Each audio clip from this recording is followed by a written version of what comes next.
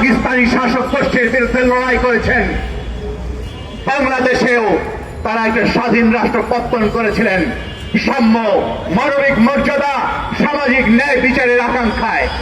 কিন্তু সেই রাষ্ট্রকে একটা স্বৈরতান্ত্রিক রাষ্ট্রে পরিণত করা হয়েছে। সেই রাষ্ট্রকে মানুষের যে আকাঙ্ক্ষা ছিল তার বিপরীত দিকে পরিচালনা করা হয়েছে। ফলে 24 সালে নতুন করে বৈষম্য বিরোধী আন্দোলনের ভেতর দিয়ে সাম্য, মৈত্রী, স্বাধীনতার বাণী, ঠিক ন্যায় বিচার, আমাদের যে মানবিক মর্যাদা তার দাবি নতুন করে উত্থাপিত হয়েছে বৈষম্য বিরোধিতার আদলে।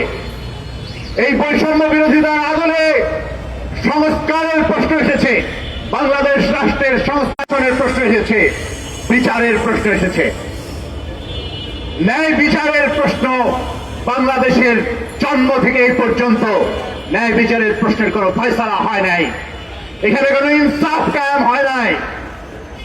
এই ইনসাফ কায়েমের জন্য তারই নানান রূপ, নানান ভাবে বাংলাদেশে এসেছে, নানান ভাবে এই লড়াই চলছে।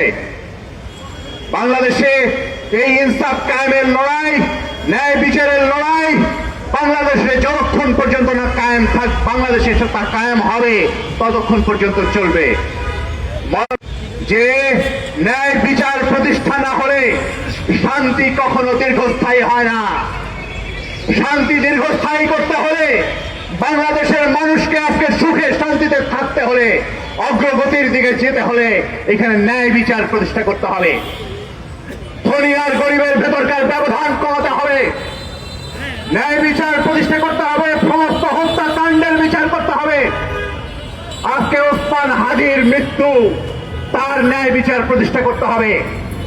যারা হাদিকে হত্যা করে পালিয়ে যায়, এখানকার রাষ্ট্র কিছুই করতে পারে না, সেই রাষ্ট্রকে প্রশ্ন করে ন্যায় বিচার প্রতিষ্ঠা করতে হবে।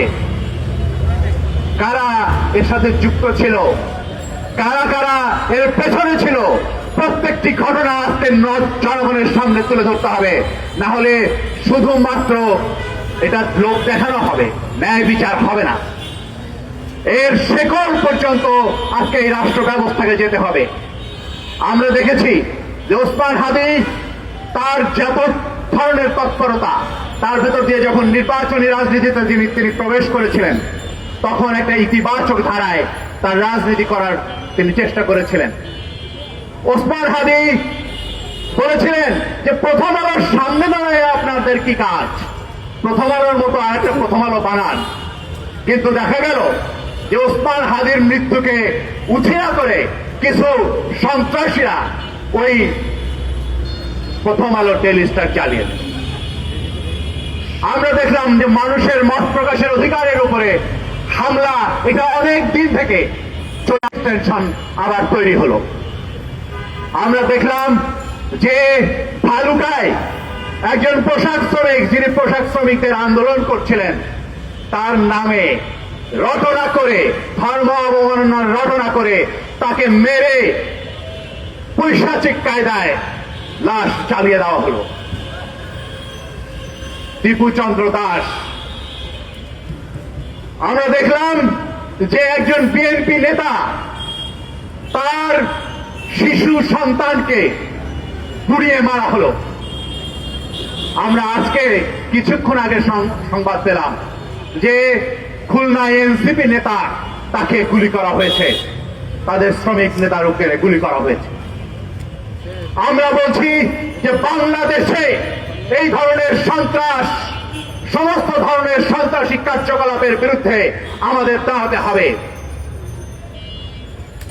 যে ধরনের ভায়োলেন্স সমাজে সৃষ্টি করা হচ্ছে, বল প্রয়োগ করে মানুষকে বাধ্য করার যে সংস্কৃতি, ফ্যাসিবাদী সংস্কৃতি, সেটাকে যেভাবে জিইয়ে রাখা হচ্ছে, তার বিরুদ্ধে আমাদের লড়াই গড়ে তুলতে হবে। সমস্ত মতের সহাবস্থানের ব্যবস্থা করতে হবে। বাংলাদেশকে এমন একটা গণতান্ত্রিক ব্যবস্থায় পরিণত করতে হবে যেখানে আমি আর আপনি সম্পূর্ণ ভিন্ন কথা বলে, ভিন্ন রাজনীতি করে পরস্পরের সাথে একসাথে শান্তিতে বসবাস করতে পারি। এইরকম ব্যবস্থায় এরকম রাজনৈতিক ব্যবস্থা বাংলাদেশে প্রতিষ্ঠিত করতে হবে। আমরা গণসংহতি আন্দোলনের পক্ষ থেকে নতুন রাজনৈতিক বন্দোবস্ত বলতে এই বন্দোবস্তকে বুঝিয়েছিলাম। আমরা নতুন রাজনৈতিক বন্দোবস্ত বলতে ওই ন্যায় বিচারের ইনসাফের রাজনৈতিক মতাদর্শকে বুঝেছিলাম। আমরা নতুন রাজনৈতিক বন্দোবস্ত বলতে সমস্ত মানুষকে নিয়ে তাদের অধিকার, জাতি, ধর্ম, বর্ণ নির্বিশেষে সকলের অধিকার যাতে প্রতিষ্ঠিত হয় সেই রকম রাষ্ট্র গড়ার কথা বলেছে। কোন একটা বিশেষ গোষ্ঠীর উদ্দেশ্য পূরণের হাতিয়ার হিসেবে ব্যবহৃত হতে দেওয়া যাবে না। জুলাইয়ের আন্দোলনকারীরা বলেছেন জুলাই কারো পাবেন না, কিন্তু এখন অনেক জুলাইয়ের পাপ হাজির হয়েছে। তাদের হাতে জুলাই নিরাপদ না। জুলাইকে নিরাপদ করতে হলে এদেশের জনগণের গণতান্ত্রিক ব্যবস্থা গড়ে তুলতে হবে। করে আগামী নির্বাচনকে পণ্ড করার যে চক্রান্ত, সেই চক্রান্ত প্রতিহত করতে হবে, গণতান্ত্রিক উত্তরণ ঘটাতে হবে। এই কথা বলে আপনারা যারা এখানে উপস্থিত হয়েছেন সকলকে শুভেচ্ছা জানিয়ে আমার কথা এখানে শেষ করলাম।